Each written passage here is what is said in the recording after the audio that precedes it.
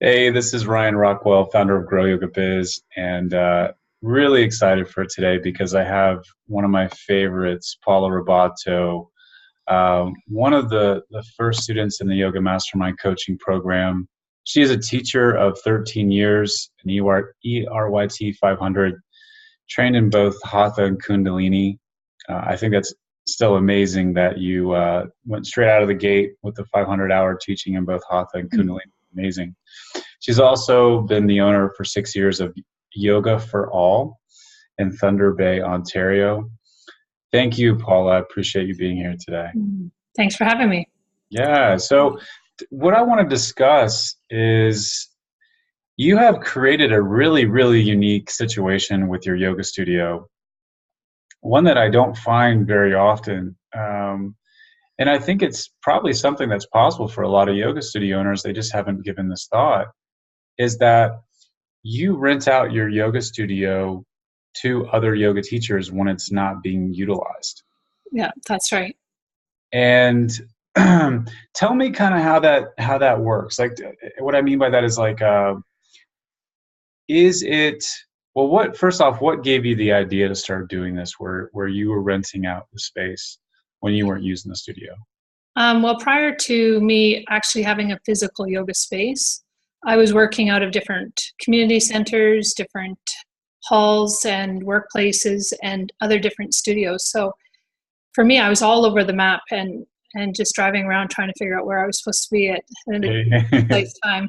But the idea was, I noticed that by sharing space with other teachers and other communities, whether it was a community center or a workplace, it made it affordable. I was able to make a living off of offering classes in these different venues. So the idea was brought home to my own studio where, why have one teacher renting one space when rent is so expensive when we can, and I can't, there's no way that I can teach a full calendar Right. of classes per week and maintain that rhythm. So the idea was to bring in other teachers and allow them to profit themselves and make money as well, but at the same time being able to pay for the space and use it as a shared space and shared resources with each other. That's awesome. So kind of this kind of came out of the experience that you had with renting out spaces in other locations? Yeah. Okay. So, and that's one of the best ways for yoga teachers to start becoming financially sustainable, is because we both know that teaching group classes, I would say that most studios are paying, and nothing against studios, but a lot of them just simply can't afford to pay the teachers a lot of money. So a lot of studios are still paying like 1998 prices in terms of what they're paying their teachers. Yeah. So to be able to have your own space, be able to start marketing towards that and bringing in your own students is one of the best ways to become financially sustainable. Yeah. And we both know though that's kind of a stress for some teachers because they don't know how to market themselves. And we'll kind of get to this a little bit later on because I think you do help some of the teachers that rent out the space from you. But so how was it set up in the beginning when you started? First off, you got the studio space 6 years ago, Yoga for All. How soon was it before you started to bring on other teachers into the space and let them rent that space out?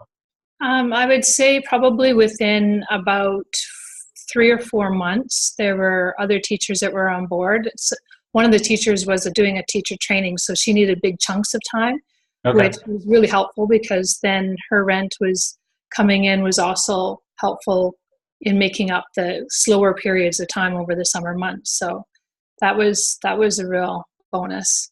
And then after that teacher training, there was a few teachers that wanted time slots. And so it kind of slowly progressed into the schedule that it is now. Yeah. And that brings up a good point because you're in Canada where literally people just disappear in the summertime. Yes. As soon as it actually starts to get like really nice outside, people are they're gone. They're gone. Just out. Nobody wants to be inside. Yeah. Well, it's understandable. When you finally have those months of really good weather, you want to really enjoy it. So tell us kind of how it's evolved that that setup. Yeah. When I Um, when I first started, it was kind of a scheduling nightmare because I just allowed teachers to book, say, 8-week sessions, or they wanted to do a class here and there. And so I was constantly having to get on the calendar and book these spaces. And I was getting really worried that I would be double booking the place or right, things. right, And right. I'm a really good planner. So that was starting to really stress me out. And then people would cancel and not want to pay for the space. And so it started to evolve. And I started to notice right around the time that I started working with you that I needed to do something to change this because it was really draining me. It was not worth my time and effort to Yeah. continue to rent the space the way I was doing it. And so to make it more sustainable, we worked together on this idea. Actually, Ryan, is to make memberships. So where this yoga teachers come to me and they can sign up on a monthly basis with a 6-month commitment. So they pick a time slot and it's their time slot for the entire 6 months, and they can continue on at first choice after if they wanted to continue, but then it's a minimum of 6 months. And so that made it so much easier for me because I didn't have to worry about that space. It was like, Yeah. it's available, you book it, you pay for it, and it's done. It's a done deal. Well, that's such a great, that brings up a great point because a lot of us as yoga teachers, we're often, it's sometimes hard for us to draw boundaries in terms of, what we're comfortable with. And if you're a studio owner, you already have mad responsibilities. Yeah. You've got, most studios obviously are not set up the way that you are. So they've got their teachers they have to look after. They've got all these moving parts that they have to look after. But what you've done is you've set up a situation where, and just to be clear for everyone, you simply teach your classes. That's Yes, what you're responsible for. And that's what right. you've done is those open times throughout the day, you've rented that out to other teachers and they pay a monthly membership fee. Right. Um, yeah, Yeah, because I've run businesses before, and I've had the employees that I've had to worry about if they're sick. And when I was looking at having my own space, I knew already right from the start I didn't want to be the kind of studio where I was having to worry about filling in staff, yeah, where someone calls in sick, or worrying about having to step up and teach that class myself, or who is going to teach it if I can't. And I just didn't want to go down that road. That wasn't something that I wanted to do. And so this idea of renting the time slots made it, that was definitely like the deciding factors. I didn't want to be a boss to anybody. I yeah. wanted to share the space and make it a common space for everybody. Yeah. Well, I mean, what you've done is really kind of it's so forward thinking, and I wonder what for some teachers the fear could be, or studio owners, what the fear could be like. Oh no, these people are going to come in, they're going to take over my audience, or something like that. Like, because what you've done is really like in terms of the yoga studio world is revolutionary. It really is, and I'm sure that there's probably some other people worldwide have set up this the same way, but it's still like what you've done is now you've taken, okay, this is what I want to do in my studio. This is what I want to teach. These are the offerings that I want to provide. Now, that's just this little bit of window for that space. Now you have all this other open space that's available for other teachers now to come in and do their own thing. Yeah. And And because, potentially they can make a lot more money that way themselves, yeah, as long as they market themselves and promote themselves. And they have to take care of their own enrollment and collecting of the money. And if they're sick, they have to take care of canceling their classes. So there's no headache on me, but it's empowering to them also to potentially make an awful lot of money, as opposed to working for a studio where I pay them. right, And like you said, the amount of money to teach a class for a studio owner to be able to pay the staff a decent wage is really, really a tough thing to do. for sure, for Yeah. sure. So And this that's way, where I see a lot of studio owners like kind of having this tug and pull, is that they absolutely want to take care of their teachers, but they also have to be able to have a certain level of income themselves to take care of the space, to just be able to save for the studio, and without being a martyr, without having to be like, okay, I'm just going to take care of everybody but myself. Right, exactly. So, and again, what you kind of created with these monthly memberships, as opposed to, like these little pockets of time that they would rent out. First of all, I could see that could be a total scheduling nightmare for you, without a doubt. And then in addition to that, what you've done is now you've set the right expectations. And it's also beneficial for them because they're like, okay, I've got these 6 months. This is what I've got, and this is the time that I have with this space. And allows the people to really plan out versus just like, little tidbits here and there. Yeah. I feel like it's actually more beneficial for everyone. And you've shared this with me that because you've set this up this way, that the memberships have more than paid for the rent of the studio, and it actually brings in a profit for you. And then all of your classes and all of your offerings are just pure profit for you. Yes, that's correct. Yeah. That's just I think that's a win-win for everyone. You've done some other things with the teachers in this that have rented out space from you. You do you meet with them every once in a while to talk about marketing, or I know you do some things to try and build community within the teachers that. Yeah, and that's kind of a hit and miss depending on what's happening in the other teachers. But for often I'll set up a time where we meet and have lunch. I'll bring some soup, and we just kind of connect with each other, share what we're doing with our own classes, and where we might have struggles, where we need support, or just even getting ideas from each other on, where can I find easy ways to market myself, or has anyone ever, done this and that. So we're able to support each other in a way, and just connecting with like-minded people, because the way the scheduling is, we often don't see each other very much. And if we see each other, it's for like a brief hello, goodbye,